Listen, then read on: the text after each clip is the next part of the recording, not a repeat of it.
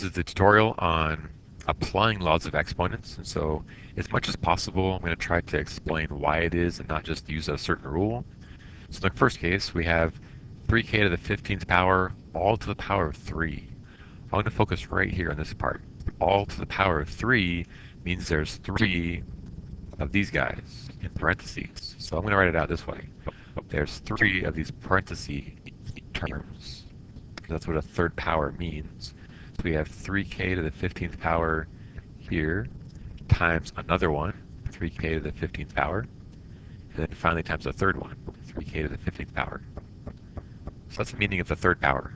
Now we're multiplying. There's no addition here. There's no anything else. It's all multiplications. We have 3 times 3 would be 9, and then that answer times an extra 3 would give us 27 total. So if you multiply the numbers together, the coefficients, 3 times 3 times 3 is 27. Let me back up and just put 27 and erase my scratch work. Alright, I'm going to erase this part separately. So, give me a sec. Alright, there we go. So now we had 27 after multiplying the 3's together. And then when multiplying the k's together, you have to think about the meaning of this thing. K to the 15th means there's k times k times k 15 times in a row. So here's 15 k's being multiplied. And then times, we have 15 more over here, so another 15 k's being multiplied. K blah blah blah times k 15 times. And then finally we have 15 more k's being multiplied. 15 k's. Now if you go through and count how many k's are there altogether being multiplied, well there's 15 here, times and 15 more, and 15 more. That's a total of 45, because you have 15 plus 15 is 30, plus 15 more is a total of 45 k's being multiplied. So the correct answer is 27 times k to the power of 45. And if you want to do just a shortcut way, the exponent way, you would do 3 times 3 times 3 is 27, and then add 15 plus 15 plus 15, and you get to 45. But at least you got to think this way when you're doing the problem, whether or not you write it down. All right, problem B, we're going to do the same thing and write it out and figure it out from there. Let me go back up and erase stuff. Problem B, first of all, we've got 18 and 24 can be reduced. So let's write this out. 18, if you factor down 18, let's say it's 2 times 9 is 18, so I'm going to break it down that way. X times y cubed, I'll break down as x times y times y times y. That's xy cubed on top. And then over a denominator of 24, let's break down 24 into, let's say, 6 times 4. So we have 6 times 4 is 24. X cubed is x times x times x. And we have a single power of y right there. So there's a problem broken down. We could break down 9 even farther, but for now, I'm happy with this. Now let's do some canceling. We've got these two x's. X divided by itself can cancel out because anything over itself is 1, so those cancel out. We have a pair of y's that can cancel. Those cancel out. So definitely as part of our final answer, we've got y squared on top and x squared on the denominator. So let's start writing that part out. So we have something y squared over something x squared. So we've got taken care of the x's and y's. Now for the numbers. Let's reduce first. We got 2 can go into 4. So let's reduce, cancel 2 into 4. That leaves 2 left over down here. And 9 and 6. 9 consists of 2 3's, and 6 is a 2 and a 3. So since that 9 contains a 3 and so does a 6, let's reduce both of these by 3. 9 divided by 3 is 3. 6 divided by 3 is 2. And left over, we have a 3 and 2 2's.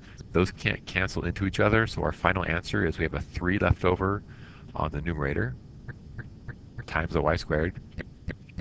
On the denominator, we have 2 2's. 2 times 2 is 4. So we have a total of 4 times the 2 x's that were left over, which is x squared. So there's our final answer, 3y squared over 4x squared. And we did it by not memorizing, but writing out the meaning of the problem. That's my recommendation. Next up, problem C. Let me backtrack and erase. All right, problem C is powers to powers.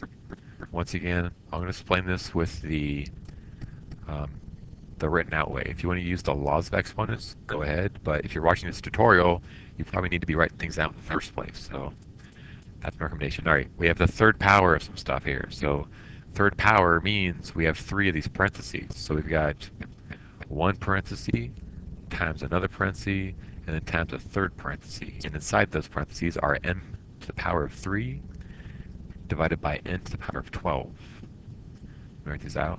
M cubed over n to the power of 12. And then finally m cubed over n to the power of 12.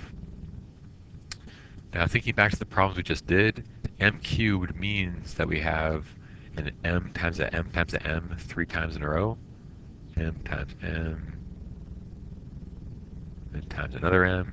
And here we have another set of m's, and finally we have another triplet of mmn. So altogether, we have 9 m's being multiplied.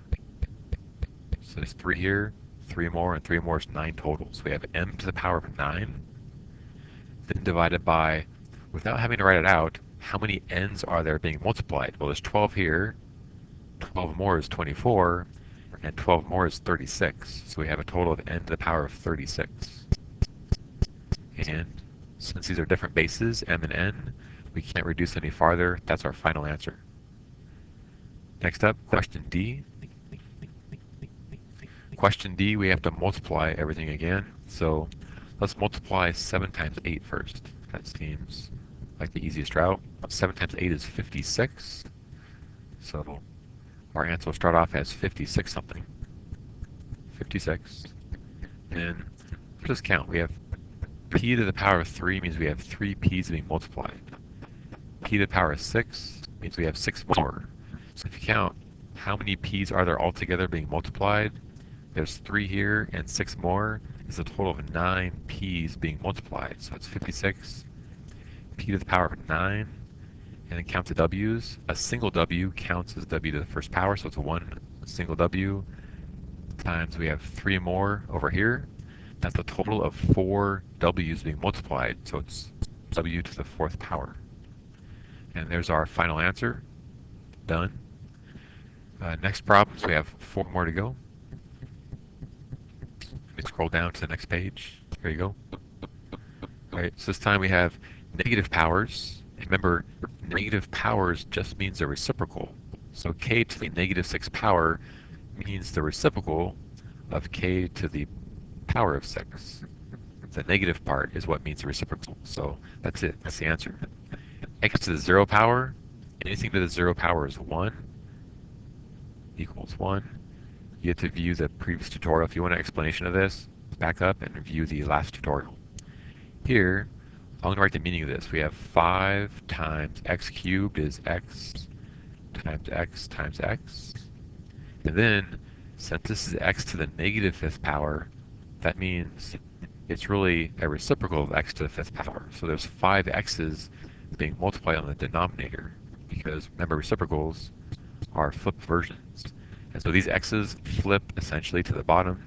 There's 5 of them total. And now we can start canceling. We've got 3 x's in the numerator, can cancel out with 3 x's in the denominator. Once you cancel those guys out, you have 2 left over in the denominator, so final answer is 5 over a total of x squared. And that's it. That's our final result for that problem. Finally, for problem H, we've got something interesting here, which is we have a negative power on the bottom. So this is kind of cool. We have 1 over a reciprocal. Well, if you have 1 divided by a reciprocal, it just flips back. For example, what's the reciprocal of, let's say, 5? The reciprocal of 5 is 1 over 5.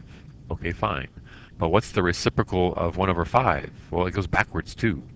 So 5 and negative and 1/5, they're both reciprocals of each other. So if you have something that's already a reciprocal, and then you take the reciprocal of that, it simply flips back to the x to the positive 2. Done. So the reciprocal of a reciprocal is the regular problem by itself. That's it. Done. If you want more practice, go to YouTube and type in simplifying with exponents. So type this in as a browser, simplifying exponents. That's one keyword. Another keyword you can type in to get some practice problems is simplifying negative exponents. Type this into YouTube, and then whoever's doing the video, go ahead and press pause before they finish the problem off. Do it yourself and see if you're right. Because these ones I just explained them all through. So you need practice now. Go find some YouTube videos, press pause, do them yourself, and then see how much you've learned. All right, take care. See you next time.